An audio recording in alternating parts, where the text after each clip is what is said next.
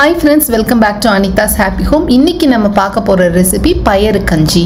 பச்சை பயிறு கஞ்சிக்கு நான் வந்து பச்சை பயிறு ஊற வச்சிருக்கேன். தோல் பருப்பு தான் நான் யூஸ் பண்ணுவேன் எப்பவுமே. ஏன்னா நம்ம தோல் பருப்புல செய்யறப்ப இன்னுமே ரொம்ப ஹெல்தியா இருக்கும். இந்த பருப்பு ஒரு அரை கப் அளவு எடுத்து ஊற வச்சேன். 1.5 மணி நேரத்துக்கிட்ட ஊறிட்டு இது நாம இப்ப வாஷ் பண்ணிக்கலாம். வாஷ் பண்றப்ப கொஞ்சம் தோல் போகும். ஆனா கம்ப்ளீட்டா எல்லா தோலும் போற அளவுக்கு வாஷ் பண்ணணும்னு தேவையில்லை. கொஞ்சம் தோலோட இருந்தாலுமே நல்லதுதான் அது உடம்புக்கு. இதை நான் இப்ப வந்து வாஷ் பண்ணி எடுத்துக்கிறேன். இது நாம இப்ப வேக வச்சு எடுத்துக்கலாம். குக்கர் யூஸ் பண்ண போறதுல சாதாரணமா தான் வேக வச்சு எடுக்க போறேன். அந்த மாதிரி பண்றப்பதான் இது வந்து பாத்தீங்கன்னா ஒரு 3/4 வேக்காடு இருக்கிறப்ப நம்ம இதை நிறுத்திட்டோம் அப்படின்னா அது சாப்பிட்றப்ப ரொம்ப நல்லா இருக்கும்.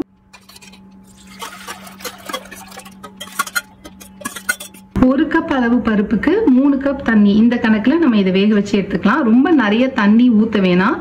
திக்கா இருந்ததுன்னா நம்ம பின்னாடி கூட சேர்த்துக்கலாம். ஆரம்பத்துல தண்ணி நிறைய போயிடுச்சு அப்படின்னா ரொம்ப லிக்விடா இருக்கும், நமக்கு குடிக்கிறதுக்கு அவ்வளவு நல்லா இருக்காது. இப்ப இது வந்து வேகட்டும். நல்லா கொதிக்க ஆரம்பிச்சிருச்சு. இந்த ஸ்டேஜ்ல நம்ம வந்து அடுப்பை கம்மி பண்ணிக்கலாம். கம்மி பண்ணிட்டு ஒரு மீடியம் ஹீட்ல இது குக் ஆகட்டும். பாசிப்பருப்பு கிட்டத்தட்ட வெந்துருச்சு. நம்ம பாயசத்துக்கு வேக வைப்போம்ல, அந்த அளவு வேக வைக்கணும்னு தேவையில்லை. நம்ம பாயசத்துல வந்து பாசிப்பருப்பு வேக வைக்கிறப்ப நல்லா குழைய வேக வச்சு கரைச்சி விட்டுருவோம். இது வந்து நம்ம வந்து கஞ்சி மாதிரி செய்யறோம். நம்ம ஸ்கூல் வீட்டு பசங்க ஈவினிங் டைம்ல வந்தோன்னு குடிக்கிறதுக்கு, இல்ல காலையில பிரேக்ஃபாஸ்ட்டுக்கு பதில் ஒரு ரொம்ப டயர்டா இருக்கு அப்படின்னா காலை நேரத்துல இந்த கஞ்சி வச்சு சாப்பிடலாம். இது வந்து பாத்தீங்கன்னா நீங்க ஜஸ்ட் இந்த பருப்பு எடுத்து இப்படி கையில மேஷ் பண்ணீங்கன்னா மேஷ் ஆகுற அளவுக்கு, அதாவது இப்படி நல்லா நசுங்குச்சுன்னா போதும். இன்னும் கொஞ்சம் நேரம் வேகணும். கொஞ்சம் திக்கா இருக்கு, பார்த்தாலே தெரியுது இல்ல. இன்னும் ஒரு 5 நிமிஷம் குக் ஆச்சுன்னா சரியா இருக்கும். பருப்பை பாத்தீங்கன்னாலே தெரியும், நல்லா மலர்ந்து வந்துட்டு பாருங்க. இப்படி பிரஸ் பண்ணோன்னா நல்லா உதிரியா வருது. இந்த ஸ்டேஜ்ல நாம இதுல வெல்லம் சேர்த்துக்கலாம். நீங்க வெல்லம், கருப்பட்டி எது வேணாலும் போட்டு செய்யலாம். இன்னைக்கு நான் வந்து வெல்லம் போட்டு தான் செய்ய போறேன். இதுல நம்ம வந்து வெல்லம் சேர்த்துக்கலாம். இதுக்கு வந்து 1.5 வெல்லம், அதாவது நம்ம நார்மல் வெல்லம் இருக்கும்ல, அதுல வந்துட்டு ஒரு முழு வெல்லமும் ஒரு பாதியும் சேர்க்கிறேன். இந்த வெல்லம் சீக்கிரம் கரைஞ்சிரும், அதனால நான் நுணுக்கி போடல.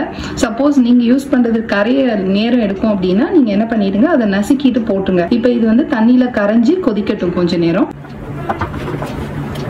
வெல்லம் கரைஞ்சிருச்சு. இது கூட நாம இப்ப தேங்காய் பூவும் ஏலக்காவும் சேர்த்துக்கலாம். ஒரு கைப்பிடி அளவு தேங்காய் பூ, 2 ஏலக்காய் சேர்த்துக்கிறேன். வேணும்னா நீங்க குழந்தைங்களுக்கு சர்வ் பண்றப்ப கொஞ்சமா கீ ஆட் பண்ணி சர்வ் பண்ணீங்கன்னா ரொம்ப டேஸ்டா இருக்கும். சப்போஸ் நீங்க வந்துட்டு டயட்ல இருக்கீங்க, வெயிட் கம்மி பண்ணணும்னு நினைக்கிறீங்க அப்படின்னா இதே கஞ்சி நீங்க நெய் இல்லாம வெல்லம் வந்து கொஞ்சம் கம்மியா போட்டு சேர்த்துக்குங்க. குழந்தைங்களுக்கு கொடுக்கறப்ப வெல்லம் கம்மியா இருக்குன்னு குழந்தைங்க ஃபீல் பண்ணாங்கன்னா நாட்டு சக்கரை நீங்க எப்பவுமே வீட்டுல வச்சிருந்தீங்கன்னா அதை வந்து குழந்தைங்களுக்கு கொடுக்கறதோட மிக்ஸ் பண்ணி கொடுத்துக்கிட்டீங்கன்னா அவங்களுக்கு இனிப்பு நல்லா இருக்கும். நீங்க வந்து ஒரு லைட்டான ஸ்வீட்ல இதை எடுத்துக்கலாம். இதுல வந்து பாத்தீங்கன்னா நிறைய புரோட்டீன் இருக்கு. நல்ல ஒரு புரோட்டீன் ரிச் ஈவினிங் ஸ்நாக் இது. நம்ம வந்து காஃபி, டீ, காம்ப்ளான் அந்த மாதிரி கலந்து கொடுக்கறத விட இந்த மாதிரி கஞ்சி வச்சு கொடுத்தோம் அப்படின்னா பசங்க இதை சாப்பிட்டுட்டு விளையாட போனாங்க அப்படின்னா உங்களுக்கு வயிறும் நல்ல ஃபில்லிங்கா இருக்கும், குழந்தைங்களும் நல்ல ஹெல்தியா இருப்பாங்க. நீங்க இந்த ரெசிபி கண்டிப்பா ட்ரை பண்ணி பாருங்க. நான் ஏலக்காய் வந்து இந்த மாதிரி பொடி பண்ணி ஃப்ரிட்ஜ்ல எடுத்து வச்சிருக்கேன். இதுல இருந்து கொஞ்சமா நான் ஆட் பண்ணிக்கிறேன். இதுல இந்த அளவு ஏலக்காய் பொடி சேர்த்தோம்னா சரியா இருக்கும். இது கூட நான் இப்ப தேங்காய் சேர்த்துக்க போறேன். தேங்காய் வந்துட்டு ஒரு கைப்பிடி அளவு நல்லா ஃபுல்லா எடுத்து சேர்த்துக்குங்க. தேங்காய் சேர்த்ததுக்கு அப்புறம் ரொம்ப நேரம் கொதிக்க வைக்கணும்னு தேவை கிடையாது. ஜஸ்ட் ஒரு 1 மினிட் அளவு கொதிச்சதுன்னா போதும். பருப்பு எப்படி இருக்குன்னு பாத்துக்குங்க. நான் குழைய விடல. நம்ம குக்கர்ல வேக வச்சோம்னா இந்த மாதிரி இருக்காது, அதனாலதான் இப்படி ஓபன் குக்கிங் பண்றேன். இந்த மாதிரி இருந்ததுன்னா நம்ம எடுத்து சாப்பிட்றப்ப நல்லா மென்னு சாப்பிட்டோம்னா ரொம்ப ஃபில்லிங்கா இருக்கும்.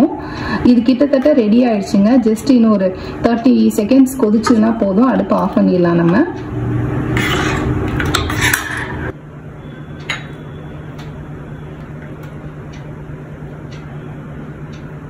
இந்த பாசிப்பருப்புல வந்து நம்ம சுண்டல், புட்டு எது பண்ணாலுமே ரொம்ப நல்லா இருக்கும்.